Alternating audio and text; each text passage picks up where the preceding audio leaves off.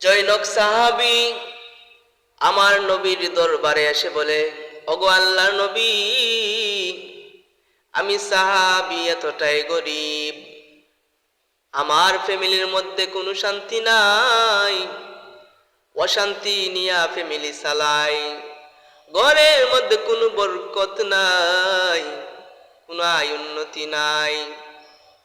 ওগো নবীজি, অভাব অনটনের মধ্যে আমি আমার ফ্যামিলি নিয়ে সংসার চালাই। ইয়া রাসূলুল্লাহ, ইয়া হাবিবাল্লাহ, কি করলে আমার ঘরের মধ্যে শান্তি আসবে, রহমত আসবে, টাকা পয়সা ভরপুর হবে?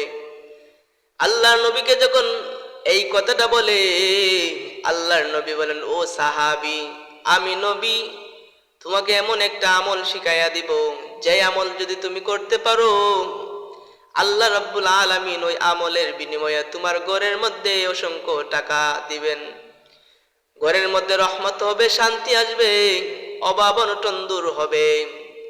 সাহাবী বলেন, ইয়া রাসূলুল্লাহ, ইয়া হাবিবাল্লাহ, আপনি জানায়া দেন কোন আমল করলে আমি আমার অভাব অনটন দূর হবে, সংসার শান্তি হবে, টাকা পয়সার মধ্যে রহমত বরকত আসবে। আল্লাহর নবী বলেন, ও সাহাবী শুনো, তুমি যদি সূরাতুল ইখলাস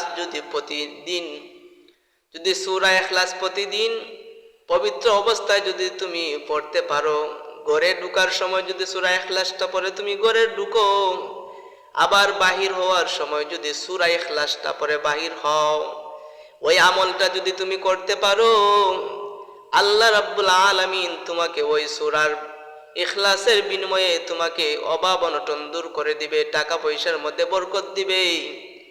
আল্লাহ রাব্বুল আলামিনের বিনিময়ে তোমার অভাব অনটন দূর হয়ে যাবে। সাহাবী আল্লাহর নবীর কথা শুনে শুনে যখন সূরা ইখলাসটা আমল করতে লাগলো, এক পর্যায়ে সাহাবী গরিব থেকে ধনী হয়ে গেল। যে সাহাবী নবীজির দরবারে প্রতিদিন আসতো, কিন্তু ওই আমলটা করার কারণে এত সম্পদ বেড়ে গেল, নবীজির সাথে যোগাযোগ করতে পারে না সম্পদের কারণে। হঠাৎ একদিন নবীজির সঙ্গে দেখা, আমার নবী বলেন, ও সাহাবী, তোমার কি অবস্থা, কেমন আছে এখন?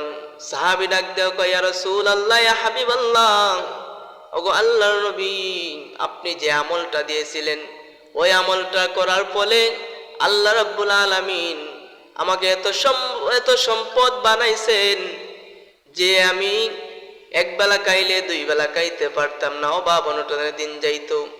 আপনি যে আমলটা দিছেন, ওই আমল করার কারণে আল্লাহ রাব্বুল আলামিন এত সম্পদ দিছেন যে সম্পদ আমি নিজে খাই এবং অন্যকে বিলিয়ে দিই। বলেন না সুবহানাল্লাহ।